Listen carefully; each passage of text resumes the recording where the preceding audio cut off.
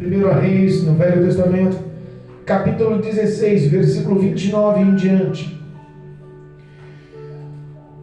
A leitura é um pouco longa, mas eu faço questão de ler com os irmãos. Vocês que tiverem uma Bíblia na sua residência, vocês que estão acompanhando na igreja, eu faço questão que todos acompanhem em o nome de Jesus. O poder da palavra de Deus. Essa palavra, ela é verdadeira, irmão. Isso não é um conto de fada contado por algum escritor anônimo, não. Isso daqui é uma palavra viva, poderosa, ela é eficaz, ela muda a mente e o coração do homem. Amém? Amém. Livro de 1 Reis, capítulo 16, versículo 29 em diante. O tema da leitura fala sobre o reinado de Acabe e também da história sobre Elias, o profeta que foi usado por Deus contra esse reinado. Amém, igreja? E diz a palavra, versículo 29 do capítulo 16: E Acabe, filho de Omrim, começou a reinar sobre Israel no ano 38º de Asa, rei de Judá. E reinou Acabe, filho de Omrim, sobre Israel em Samaria 22 anos. E fez Acabe, filho de Omrim, o que era mal aos olhos do Senhor, mais do que todos os que foram antes dele. E sucedeu que, como se fora coisa leve andar nos pecados de Jeroboão, filho de Nebate, ainda tomou por mulher a Jezabel, filha de Etbaal, rei dos Sidônios, e foi e serviu a Baal, e se encurvou diante dele. E levantou um altar a Baal na casa de Baal, que edificou em Samaria. Também Acabe fez um bosque de madeira que Acabe fez muito mais para irritar ao Senhor, Deus de Israel, do que todos os reis de Israel que foram antes dele. Em seus dias, Hiel, o Betelita, edificou a Jericó, morrendo Abirão, seu primogênito, e fundou, e morrendo Segube, seu último, pôs as suas portas, conforme a palavra do Senhor que falara pelo ministério de Josué, filho de Num. Capítulo 17. Então Elias, o tisbita, dos moradores de Gileade, disse a Acabe: Vive o Senhor Deus de Israel, perante cuja face estou, que nestes anos nem orvalho nem chuva haverá, senão segundo a minha palavra. Depois veio a ele a palavra do Senhor, dizendo: Vai-te daqui e vira-te para o oriente e esconde-te junto ao ribeiro de Querite, que está diante do Jordão. E há de ser que beberás do ribeiro, e eu tenho ordenado aos corvos que ali te sustentem. Foi, pois, e fez conforme a palavra do Senhor, porque foi e habitou junto ao ribeiro de Querite, que está diante do Jordão. E os corvos lhe traziam pão e carne pela manhã, como também pão e carne à noite, e bebia do ribeiro. E sucedeu que, passado dias, o ribeiro secou, porque não tinha havido chuva na terra. Então veio a palavra do Senhor, dizendo: Levanta-te e vai a Sarepta, que é de Sidom, e habita ali. E eis que ordenei ali uma mulher viúva que te sustente. Então ele se levantou e foi a Sarepta. E chegando à porta da cidade, eis que estava ali uma mulher viúva apanhando lenha. E ele a chamou e lhe disse: Traze-me, peço-te, numa vasilha um pouco de água que beba. E indo ela, ele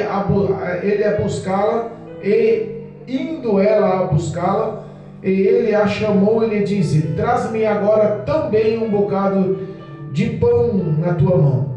Porém ela disse: Vive o Senhor teu Deus, que nem um bolo tenho, senão somente um punhado de farinha numa panela e um pouco de azeite numa botija. E vês ali apanhei 2 cavacos e vou prepará-los para mim e para meu filho, para que comamos e morramos. E Elias lhe disse: Vá, não temas, vai e faze conforme a tua palavra. Porém, faze disso primeiro para mim num bolo pequeno e trazem-mo para fora. Depois farás para ti e para teu filho. Porque assim diz o Senhor, Deus de Israel: a farinha da panela não se acabará, e o azeite da botija não faltará, até o dia em que o Senhor dê chuva sobre a terra. E foi ela e fez conforme a palavra de Elias, e assim comeu ela e a sua casa muitos dias. Da panela a farinha não se acabou, e da botija o azeite não faltou, conforme a palavra do Senhor, que falara pelo ministério de Elias. E depois dessas coisas, sucedeu que adoeceu o filho desta mulher, a dona de casa, e a sua doença se agravou muito, até que nele nenhum fôlego ficou. Então ela disse a Elias: que tenho eu contigo, homem de Deus? Vieste tu a mim para trazer à memória a minha iniquidade e matares a meu filho? E ele lhe disse: dá-me o teu filho. E ele o tomou do seu regaço e o levou para cima, ao quarto, onde ele mesmo habitava, e o deitou sobre a cama. E clamou ao Senhor e disse: ó Senhor meu Deus, também até esta viúva, com quem eu moro, afligiste, matando-lhe o seu filho? Então se mediu sobre ele, sobre o menino 3 vezes, e clamou ao Senhor e disse: ó Senhor meu Deus, rogo-te que torne a alma deste menino a entrar nele. E o Senhor ouviu a voz de Elias, e a alma do menino tornou a entrar nele, e reviveu. E Elias tomou o menino e o trouxe do quarto à casa, e a deu à sua mãe. E disse Elias: vês aí, teu filho vive. Então a mulher disse a Elias: nisto conheço agora que tu és homem de Deus, e que a palavra do Senhor na sua boca é verdade. Louvado seja Deus. Amém, igreja? Deus é bom e fiel. Eu sei que muitos já ouviram essas palavras. Essa palavra sobre a ação de Deus na vida do profeta Elias, a palavra sobre a multiplicação da farinha e do azeite, ela é muito comum, muito pregada. Mas hoje Deus tem uma lição diferente para nos dar. Hoje Deus tem uma lição sobre ação e confiança através da fé. A história começa de uma forma que poucos tentam transpassar. Mas a história começa mais ou menos no fim do reinado de Salomão, filho de Davi, sobre Israel. A Bíblia fala que quando Salomão veio a falecer, os seus filhos assumiram o reinado. Roboão e Jeroboão. Houve então uma divisão do reinado, porque eles pensavam de forma diferente. Mas as tribos de Jacó, as tribos, elas se dividiram entre eles. E 10 das tribos, das 12 tribos, 10 se filiaram, se juntaram a Jeroboão. E aí surgiu-se 2 reinados, o reinado de Israel do norte e o do sul.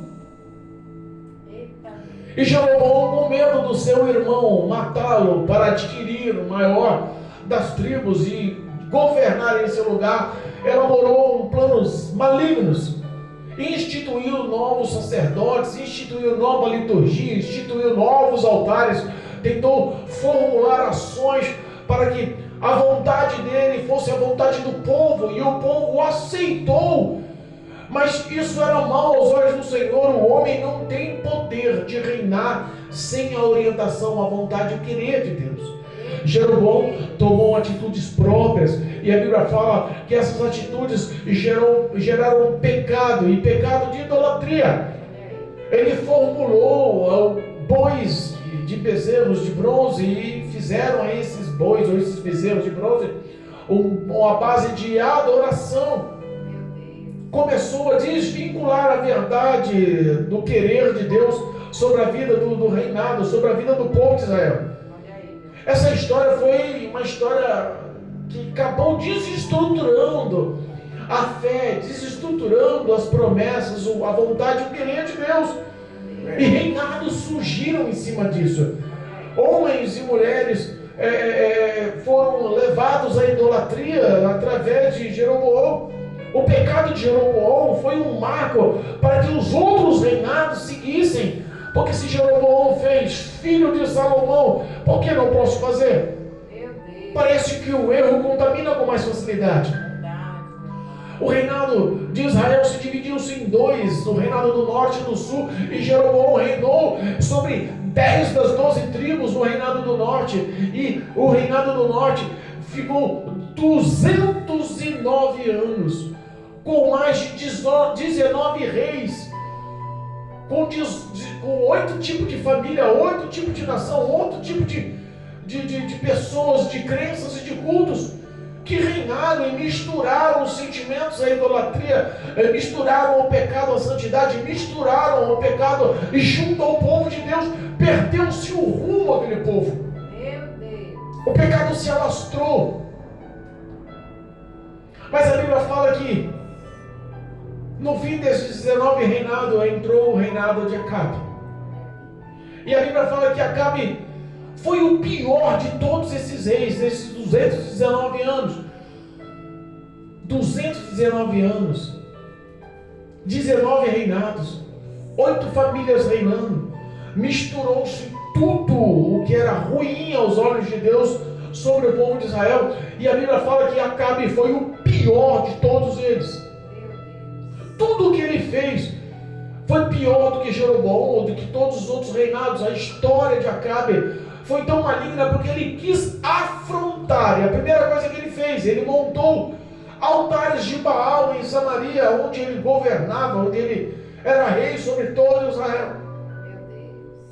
Ele montou altares, ele formulou bosques, ele usou madeiras nobres, e ele fez tudo isso só para afrontar o Deus de Israel. E como se aquilo não fosse pecado suficiente, errado o suficiente, a Bíblia fala que ele se casou com uma mulher que, na minha opinião, foi o pior casamento que ele já fez na vida. Ele casou-se com uma mulher maligna, Jezabel.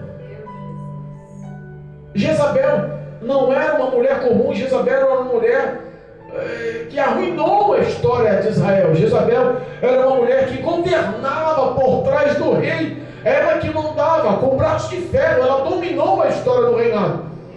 Jezabel era uma mulher satânica. Jezabel era uma mulher adúltera.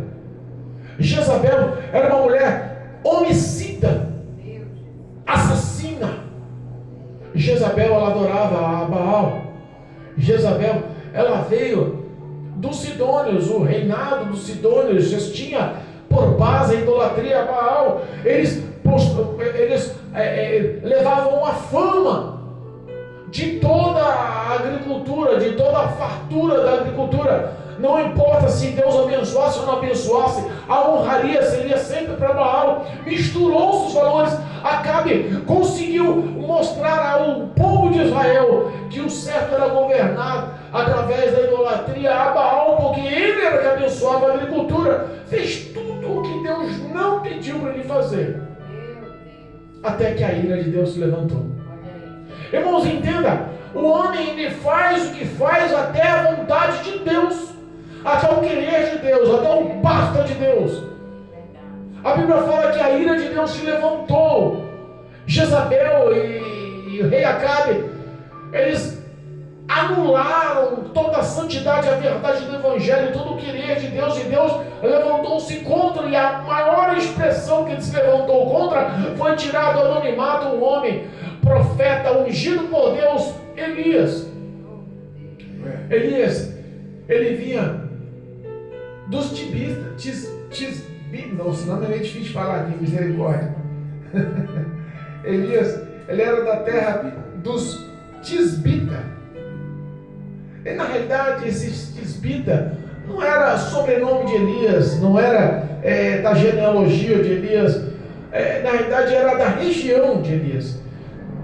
Tisbita era de um vilarejo chamado Tibete, que ficava junto aos pés das montanhas de Gileade. Era um local pequeno, anônimo, ele não veio de família cristã. Ele não veio de uma herança cristã, ele não nasceu num lar evangélico, ele não veio de uma descendência de profetas, ele veio do anonimato, porque Deus, ele escolhe o pequeno, aquele que não é visto para se tornar grande. Ele não depende do homem para fazer, ele levanta aqui o incapaz para usar o poder dele e fazer capaz o impossível acontecer. Deus levanta um homem que tinha coragem o suficiente, adoração o suficiente, verdade o suficiente aos olhos de Deus. Elias não foi só um profeta, Elias foi o profeta, um dos mais ousados dentro da Bíblia. Porque tem muitos homens e mulheres que têm medo de profetizar para as pessoas grandes. Tem gente que passa a vida inteira como um profeta e profetiza para os pequenos, mas tem dificuldade de falar com os líderes, com os grandes, com os cabeças. Tem um pé atrás, tem medo. Mas a Bíblia fala que a primeira ação que Deus manda Elias fazer foi justamente apontar o dedo na cara do rei Acabe, e falou: olha, sobre a presença do Deus que estou, não haverá nem chuva e nem orvalho nos anos que vêm, porque por minha palavra não vai haver, enquanto eu não dizer o contrário. Olha só a ousadia. Ele falou que servia, que estava ante a face do Senhor, mas lançou uma maldição: não vai chover, porque eu estou falando, e só vai voltar a chover porque enquanto eu falar novamente que chova. Eita Deus. Aquilo foi uma afronta para o rei. Ninguém falava dessa forma com o rei. A fama do rei era diferente, ele matava por pequenas coisas. Mas a autoridade falada por Elias, a unção falada por Elias, a presença de Deus sobre a vida daquele profeta fez Acabe duvidar. Esse homem não é um homem normal, esse homem não é um homem comum, esse homem não é um homem qualquer. Quem é esse homem?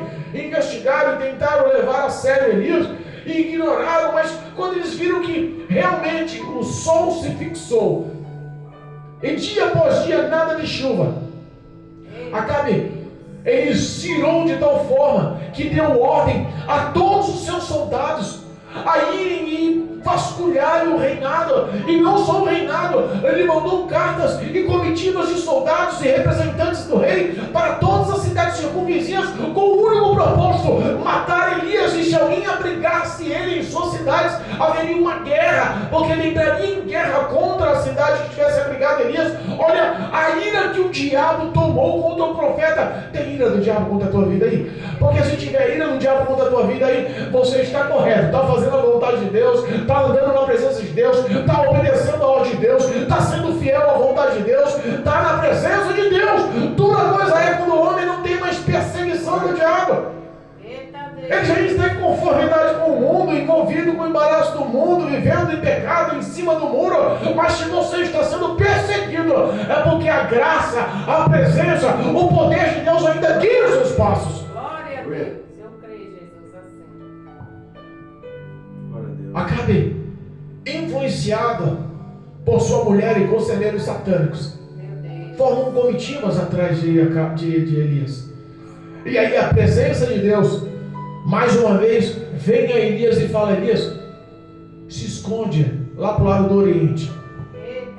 Lá para o lado do Oriente, você vai lá na nascente do rio Querite. Fica na frente do rio Jordão. Perto lá, tem água fresca. Lá tem um abrigo, lá tem uma caverna. Vai lá. Lá você vai ter água fresca para tomar. A terra não vai ter chuva, porque quando você falou, eu assinei embaixo. Lá dos céus eu dei o aval. Pode fechar a torneira dos céus, porque o meu filho falou com a minha graça, no meu nome, e eu assino embaixo. Quando o homem na presença de Deus assume o propósito, Deus assina nos céus esse propósito, meu amigo. O inferno pode se levantar, mas a vontade de Deus é cumprida. E aí Elias foi, mais um detalhe. A Bíblia fala que Deus tinha dado ordem a corvos. Ordem a corvos para alimentar eles. Elias, eu fui pesquisar um pouquinho, porque eu sou um pouco curioso, não fiz teologia não, mas eu sou um pouco curioso. Eu já vi alguns pastores, alguns pregadores, alguns preleitores falando que esses corvos eram as aves, mas na realidade não eram aves. Na realidade, eram uma tribo de nômades que viviam no deserto e que tinham esse título de corvos porque eles comiam de pequenos vertebrados, lagartos, sapos, rãs, serpentes, tudo que eles encontravam de pequenos mamíferos. sobre o deserto, eles habituaram-se a se alimentar como os corvos se alimentam no deserto, de carcaças de animais apodrecidos. Eles ganharam o hábito de viver como nômades no meio do deserto e conseguir arrancar vida, arrancar todo o suprimento de carne e sobrevivência no deserto. E esses nômades, eles passavam porque Deus assim deu ordem, de dia e de noite. Repara que não tem como um corvo fabricar pão. A Bíblia fala que ele levava pão e carne de manhã e de noite para o profeta. Um corvo poderia sim levar um animal morto, porque Deus falou e levaria o animal morto. Não estaria apodrecido, estaria morto, para que ele ia se preparasse de dia e de noite. Mas e o pão? Eita Deus. Essa tribo de nômades que viviam no deserto e ninguém dava crédito. Geralmente as pessoas usadas por Deus, ninguém dá crédito, porque elas são as pequenas, elas são as menores. E Deus gosta de usar quem é pequeno. Deus gosta de abençoar quem é pequeno. Deus gosta de ungir quem é pequeno. Geralmente o cara, quando bate no peito que é muito grande, aí cuidado. Essa ilusão aí dura pouco. Essa ilusão aí, muitas das vezes, não é nem Deus quem usa. Pastor, mas como é que você pode falar isso? Falou porque a Bíblia me dá respaldo. No fim dos tempos surgiriam falsos profetas e que fariam prodígios e sinais. Olha aí, Jesus. Pessoas que misturariam o que é certo, mudariam-se os valores. O que era certo se tornaria errado, o que é errado se tornaria certo. É o que está acontecendo hoje. O mundo entrando nos lábios de muitos que se dizem profetas, mas na realidade estão adorando como Jezabel, a Baal. Meu Deus. Vivendo um reinado corrupto e induzindo o homem e a mulher, o povo escolhido, a idolatria do que o mundo oferece. Mudou-se nos dias atuais? Infelizmente não. Porque existe um evangelho que se prega que se você for pobre e fracassado, você não vive na presença de Deus, você não tem vida com Deus, você não tem relacionamento com Deus, os seus passos não estão em conformidade com o querer de Deus. Se você vive em pobreza, se você está desempregado, se você vive doente, se você vive as aflições que Cristo falou sobre a face da terra, na realidade você é uma pessoa que vive em pecado na cabeça de muitos. Tem evangelho sendo pregado que é a idolatria ao consumismo, a idolatria ao poder de compra, a idolatria aos bens, a idolatria à cultura, a idolatria à boa vida. Realmente, um homem deste na cabeça de muitos que estão pregando aí é um homem bem sucedido. Essa não foi a verdade de Elias.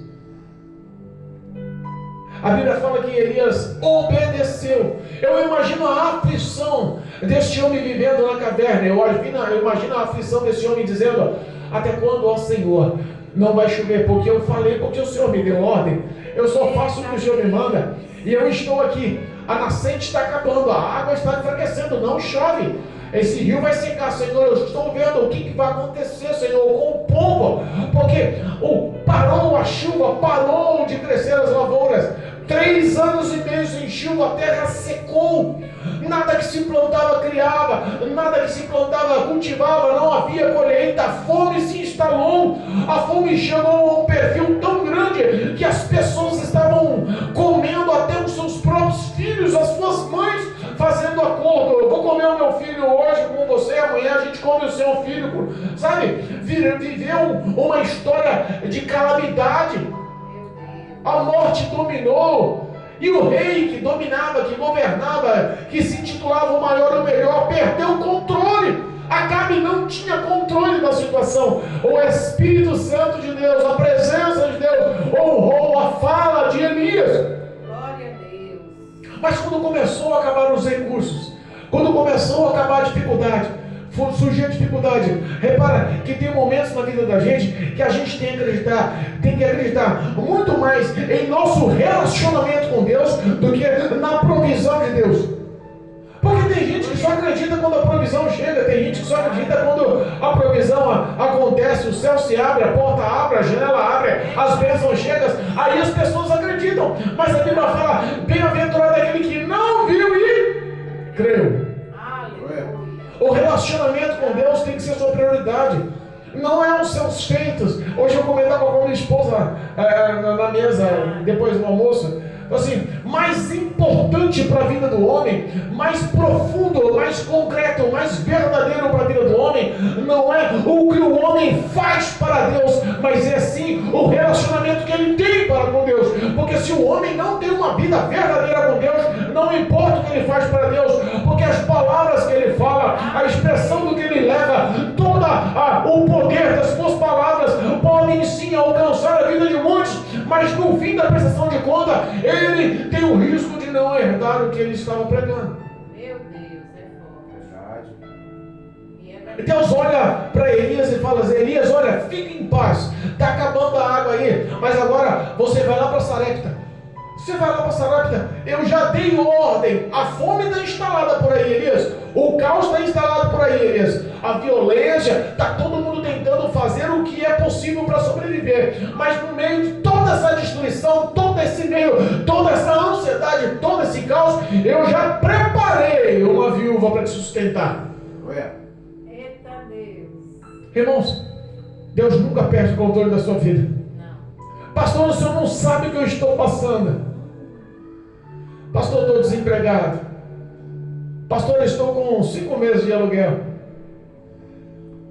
Eu já não estou pagando mais água e luz. Eu tenho o risco dos proprietários pedirem a casa de aluguel. Pastor, meu armário está vazio. Pastor, as contas estão acumulando. Eu não consigo arrumar emprego. Pastor, a doença chegou e encravou. Parece que um espírito de enfermidade me dominou e eu não consigo libertação. As minhas dores estão constantes, o medicamento não faz mais efeito. Tudo que o médico mandou fazer eu fiz. Todos os exames, as cirurgias, tudo que o médico mandou fazer eu fiz e continuo igual ou pior. Meu Deus. Pastor, já não consigo mais conversar com o meu esposo, já não consigo mais ter relacionamento com os meus filhos. Pastor, parece que tudo se fechou. Parece que a depressão é o que resume a minha vida. Parece que tudo determina que estou perdendo, que vou perder. Eu imagino qual era a situação daquela cidade de Sarepta. A Bíblia fala que Elias mais uma vez obedece. E ele pensando que essa mulher viúva tinha condições, ele pensando que essa mulher viúva tinha terrenos, servos, tinha uma boa plantação, tinha posses, ele pensando que essa mulher, ao chegar lá, receberia ele com os braços abertos. Olha, Deus te revelou para mim, eu estou aqui para cuidar, porque Deus mandou eu cuidar de você, eu tenho condições, você vai morar, tem uma casa, tem alimento, tem água fresca, tem roupa, tem servos ao teu favor. Ele pensou que teria o conforto, porque lá na caverna, na represa de Querite, lá na nascente, lá no meio da água, Deus mandou pão e carne todos os dias. Irmãos, nós não estamos falando de uma semana de sustento, nós não estamos falando de um mês de sustento, nós estamos falando de 3 anos e meio sendo sustentado por Deus. Glória a Deus. E aí quando a Bíblia fala que ele vai chegando em Sarepta, o que ele vê? Ele vê o caos espalhado para todo lado e uma pobre viúva. Meu Deus. A viúva era pobre. Como é que Deus dá ordem para uma viúva pobre, sem condições alguma, morrendo de fome, sem amparo, sem nenhum tipo de recurso para sustentar o profeta? Eita Deus. Muitas das vezes a ação de fé do profeta, a ação de fé da viúva, a ação de fé que o Espírito Santo toca no teu coração aí, que você tinha ação e parou, você tinha ação e abandonou, você acreditava, você agia conforme, parou. Irmãos, eu vou relatar às vezes as pequenas ações em nossas vidas, em nosso cotidiano. Eu vou relatar algumas orações que fizemos e Deus nos respondeu na hora. Deus é um Deus que responde as suas orações se você tem ação de fé na hora. Obrigado, Jesus. Todos passamos apertos e dificuldades, irmãos. Vivemos num país de terceiro mundo, onde realmente a miséria e a pobreza acontecem, onde realmente o grande número da população brasileira passa fome, onde realmente o número de desempregados surge, os moradores de rua surge, a segurança, a alimentação, a moradia, a falência em si está acontecendo em nosso país e passamos esse tipo de dificuldade. Fiquei eu, como o sustentador da minha casa, o provedor da minha casa, desempregado, todas as portas fecharam, e eu falei: Senhor, e agora? O recurso financeiro acabou, a reserva acabou, a dificuldade está se instalando, as contas estão acumulando, o armário está vazio. Deus vira e mexe, mandava uma pessoa para abençoar com pequenas bases, com pequenas ajudas, e eu falando: Senhor, o que o Senhor quer? Eu não consigo, todas as minhas forças se limitaram, agora eu preciso da tua intercessão, me ajuda. Vou sair para procurar emprego e não tenho recursos para procurar, psicologicamente eu estou abalado, eu preciso de um sinal hoje. E eu conversei com o Senhor pela manhã e saí para procurar emprego. O primeiro local que eu entrei procurando emprego, Deus abriu a porta. E tudo que eu fiz lá dentro, muitos recursos surgiram. Eu fiquei pouco tempo porque Deus só abriu um escape, mas é para você ver o poder da oração. Aquele pouco tempo que eu fiquei lá, eu fui um dos que mais ganhei em toda a loja, eu fui um dos que mais fui premiado em toda a loja. O dinheiro que eu adquiri lá foi dinheiro de mais de um ano de trabalho forçado nos outros locais. Eu quitei todas as minhas dívidas, eu fiz um bom acúmulo de alimento, eu fiquei com o nome limpo, minha vida mudou. Tudo entrou no recurso em pouco tempo pelo poder da oração. Deus é fiel para suprir. Deus é fiel para cumprir as suas promessas. Se Ele está cuidando de você, relaxa, tenha fé, creia. O poder de Deus não falha, não te decepciona, não vai te frustrar. Você pode se decepcionar com você, mas Deus não falha. Ele é fiel. Mas pastor, eu sou tão infiel. Mesmo sendo infiel, Deus permanece fiel, porque Ele honra a palavra, a promessa, a vontade dEle na sua vida.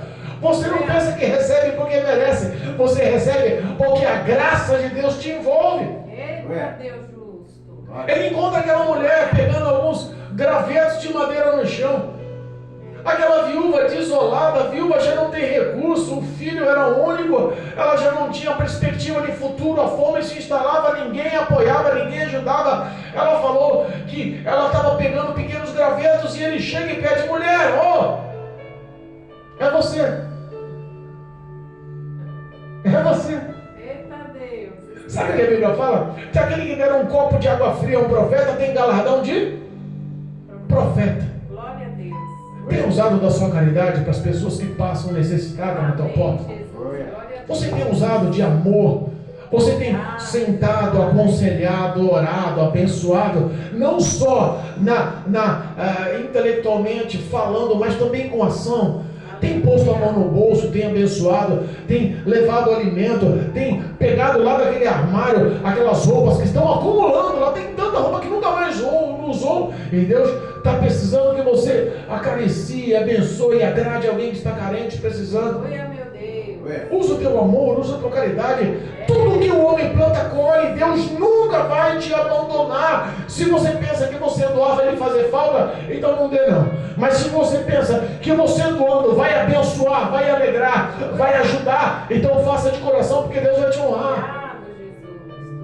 Elias olha para aquela mulher e pede: me beber, traga-me para mim um pouco de água para que eu mate minha sede.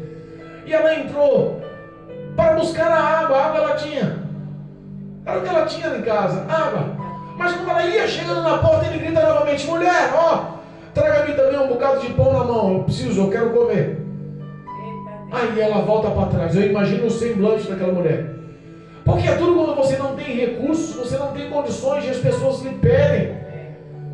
O pensamento daquela mulher era único: a minha última refeição eu vou fazer. E se fosse só eu, tudo bem, mas eu também tenho um filho. Eu não tenho marido, eu sou abandonada, só eu e meu filho, eu tenho que me virar para sustentar. Eu estou pegando alguns gravetinhos de madeira aqui para fazer um foguinho lá, para aquecer na panela a farinha e o azeite, fazer um bolinho, uma pasta de farinha, para vou cozer. Eu vou fazer ele lá e vou comer, eu e meu filho, vamos morrer, eu não tenho mais o que faço. E ela jurou justamente pelo próprio Deus de Elias: juro pelo teu Deus. O segredo do sucesso foi aí. Eita Deus. Ela usou a fé dele, e ela usou o nome do Deus dele. Aleluia. Ela acreditou que Elias era um homem de Deus. Ela acreditou que Elias era um profeta do Senhor. Glória a Deus. Elias veio do anonimato, irmãos. Ninguém sabia quem era Elias. Os soldados estavam procurando para matar, mas a fama dele como profeta não tinha surgido. Ele acabou de falar com Acabe. Ninguém sabia o que estava acontecendo sobre a vida de Elias. Mas o homem, quando ele é direcionado por Deus, quando o homem é preparado por Deus, ele nunca é desamparado. A graça do Senhor se mostra na vida do homem. Verdade, meu Deus. Elias olha para ele e diz: Senhor, faça como tu está falando. Entra lá, faz um bolinho, faz o que você tem. É o último, pode fazer. Mas primeiro faz para mim. Você vai fazer 2 vezes. Primeiro você vai fazer um pequeno bolinho para mim. Tem pouquinha farinha, tem pouco azeite. Faz 2 vezes. A primeira vez que você vai fazer e trazer para mim comer. E quando você entrar, para você fazer para você e para o teu filho, achando que é o último você vai morrer, assim te diz o Senhor teu Deus. Olha a provisão, olha o milagre, olha o sinal. Porque, irmãos, há poder no nome de Jesus para abrir as portas da tua casa. Chega de sofrer, chega de chorar, chega de passar as necessidades e não conseguir refúgio, auxílio. Deus, essa noite, Ele pede que você haja com ações de fé. Não adianta falar eu creio em Deus e não consegue dobrar os joelhos e se humilhar debaixo das potentes mãos de Deus. Senhor, Tu és o meu socorro, Tu és o meu refúgio, Tu és a minha segurança na angústia. É a Ti que eu clamo, eu confio no Senhor. Socorre-me, me ajuda, traz a provisão, abre as portas. Tu és o nosso Deus, o meu Deus. Obrigado, meu Pai. Aquela mulher acreditou nas palavras, foi lá e fez o primeiro bolinho. Aleluia. E ele foi tão humilde, o profeta, que ele disse: faz um bolinho pequeno. Olha aí. Porque ele sabia que o que tinha lá era pouco, não daria para muito. E ela fez, ela obedeceu. A ação de fé dela era aquela: ó, já que o que eu vou fazer para mim, meu filho vai morrer, não vai ter mais recursos, o que eu tenho a fazer é acreditar em Deus. Se muitas das vezes o homem te decepciona e te ilude e diz que já não há mais recursos, a última palavra sempre é a de Deus. Glória a Deus. É assim, Jesus, eu creio. Ela levou o bolinho, Eu creio. ela levou a água. O profeta comeu, o profeta bebeu. E eu imagino que o coração dela angustiado vendo aquele profeta comer. Jesus era o que tinha. Eu imagino o coração dela angustiado, ele tomando. Jesus, olha, eu acredito no que ele falou. O Senhor agora é o meu único recurso. Já não posso acreditar em outra pessoa. Todos os meus recursos acabaram. Agora eu só posso acreditar na palavra do teu profeta, do homem de Deus. Aleluia. E quando ela entra, eu imagino que ao abrir aquela panela, já ela viu, não viu pouca farinha, ela já viu aquela panela transbordando de farinha. Quando ela mexeu a botija não estava lá no fundinho. Sabe, quando você balança assim, o frasco está vazio, faz aquele barulho. Não, ela balançou, pesou, o que aconteceu? Aleluia. Obrigado, Jesus. Multiplicou-se. Eu imagino que ela fazia e eles comiam. Eu imagino que no almoço e na janta ela fazia. No outro dia, quando ela ia abrir a panela, ela estava cheia de novo. Glória a Deus. Ela mexia a botija e estava cheia de novo. Eu imagino que não só comeu e bebeu com fartura, não foi mais um pouquinho, não foi mais um pedacinho. Eles comeram e beberam com abundância pelo tempo que Deus proveu. Aleluia. Porque o milagre do Senhor estava sobre a vida do homem de Deus. Glória a Deus. A Bíblia nos ensina a crer nos profetas e prosperareis. Jesus. Às vezes as pessoas não querem saber de Deus, porque a representação de Deus sobre a face da terra é a boca do profeta, é a boca do homem de Deus, é a boca do pastor, do preleitor, é a boca do evangelista, é a boca da missionária, é a boca do missionário. As pessoas não querem mais saber de confiar na boca de pessoas, porque já não acreditam mais na ação de Deus. Hoje o Deus de muitos é a força do braço. Hoje o Deus de muitos é o emprego, é a porta de emprego aberta, é a conta bancária gorda, é os bens e as conquistas, é a evolução que ela pode, é a sua cultura, é a sua formação. Hoje o bem de muitos está limitado, pequeno, finito, e não reconhece o Deus do infinito, o Deus todo-poderoso, o Deus super capaz. A Bíblia fala que passou-se o tempo, dias passaram. E sabe que dias na representação da palavra é como anos. Ele viveu, morou na casa daquela viúva. Ele habitou, ele morou, ele tinha um quarto só para ele. Ele fez parte daquela mulher, daquela criança. Ele se comoveu, o coração dele fez com que fosse a família dele ali, porque por anos ele ficou ali. Aleluia. E a Bíblia fala que de repente um dia aquela criança, a resistência física, hormonal do organismo de um adulto é uma, de uma criança talvez seja outra. Aquela criança poderia já estar adoecida, fragilizada, magra, debilitada, baixa imunidade, eu não sei o que aconteceu. Mas a Bíblia fala que ela adoeceu e ficou tão grave que a morte chegou naquela casa.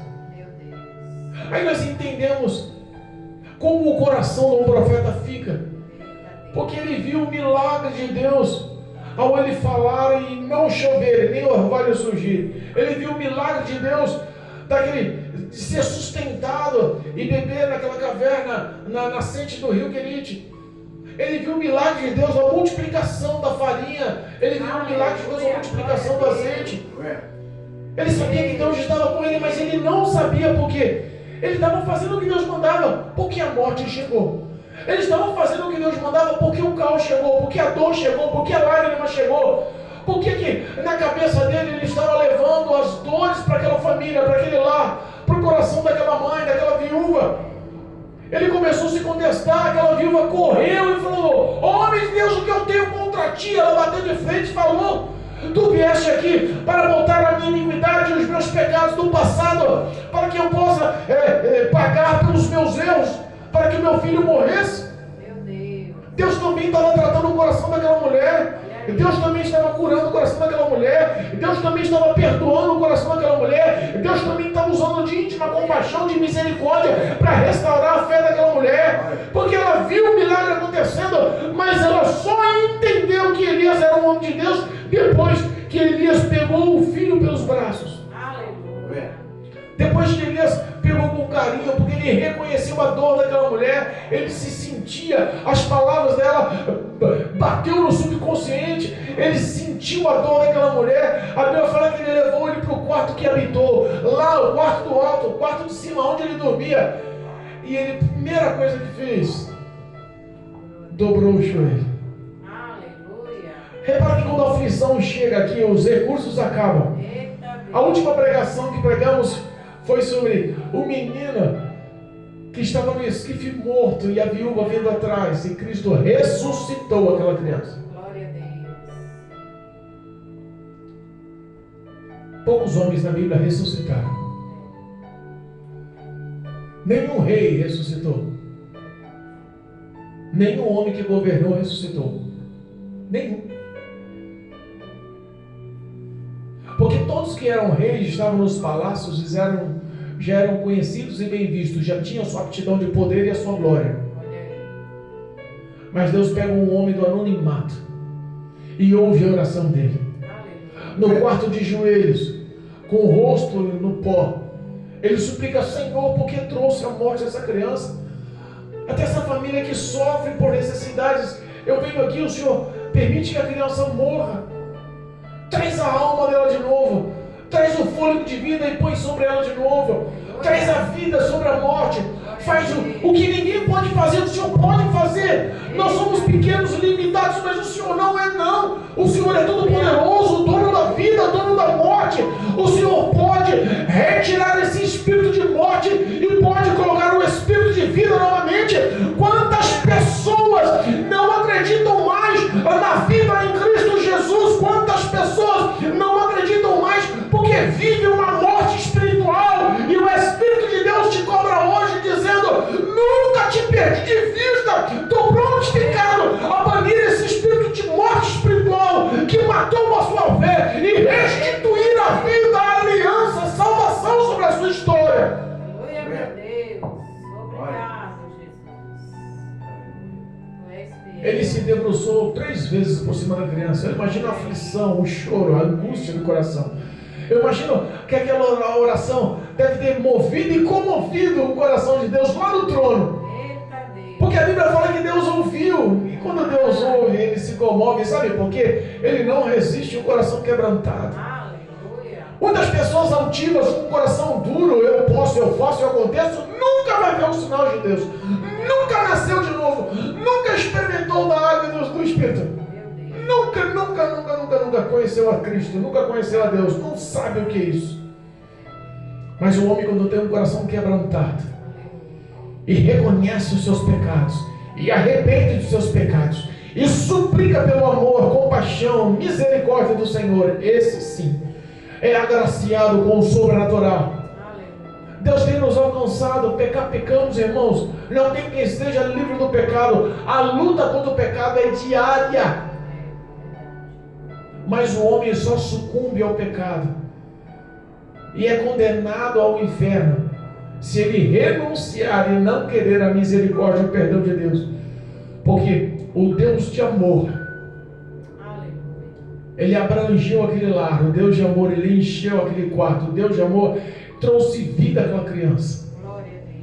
Eu imagino a alegria de Elias descendo as escadas com o filho no braço, com aquela criança no braço. Ele olhou para a viúva e: toma aqui, viúva.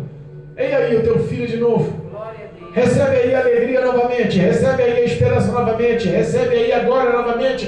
Recebe aí o perdão no teu coração. Se houve pecado no passado, iniquidade no pecado do passado, se houve uma ação maligna no passado, recebe aí o perdão. Recebe aí a cura. Aleluia, glória a Deus. Recebe um coração novo. Eita Deus fiel.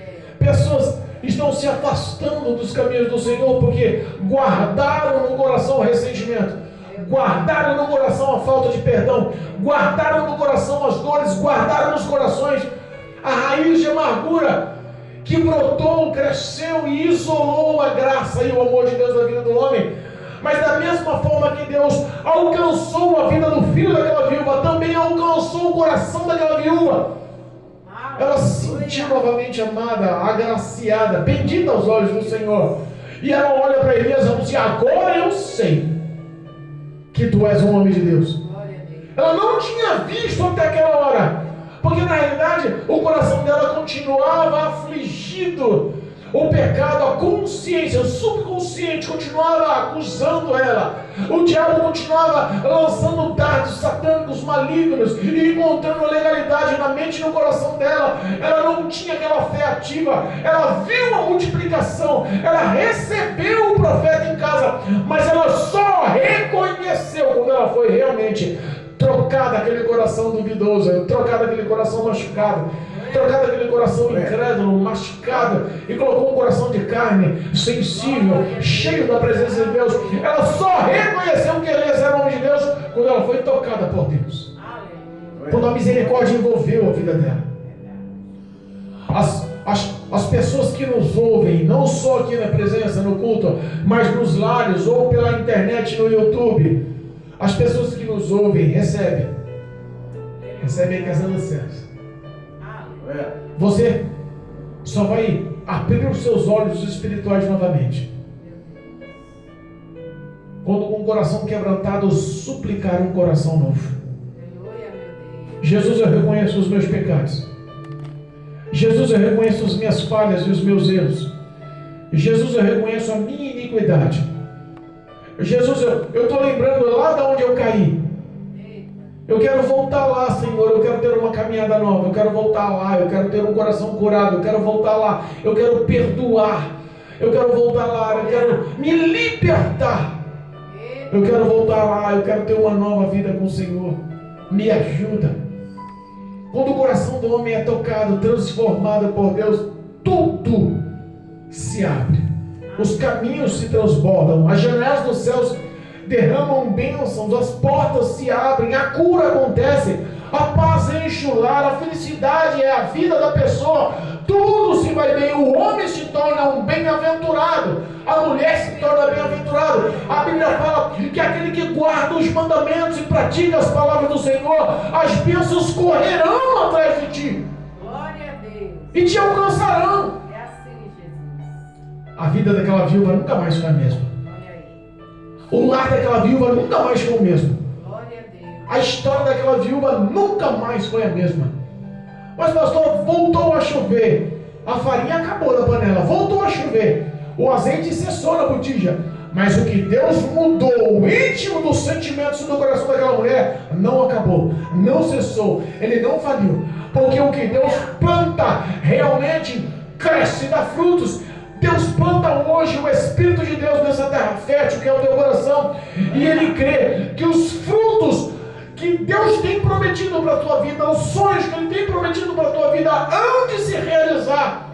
Creia somente. Em o nome de Jesus, creia somente. A história de Elias se prolonga, mas nós vamos encerrar por aqui. Outro dia prosseguimos em nome de Jesus. Mas eu peço a graça do Senhor que te acompanhe. Eu peço que o Espírito Santo de Deus tenha a ocasião de te encontrar agora e impactar a tua vida com a verdade do Evangelho, dando a ti a oportunidade de se tornar novamente filho, filha, amado, amada. Cristo te ama de uma forma sobrenatural. A Bíblia fala que o amor de Deus é incondicional, inexplicável. E é esse amor que quer te completar essa noite. É esse amor que quer te envolver essa noite. Cristo te perdoa dos seus pecados.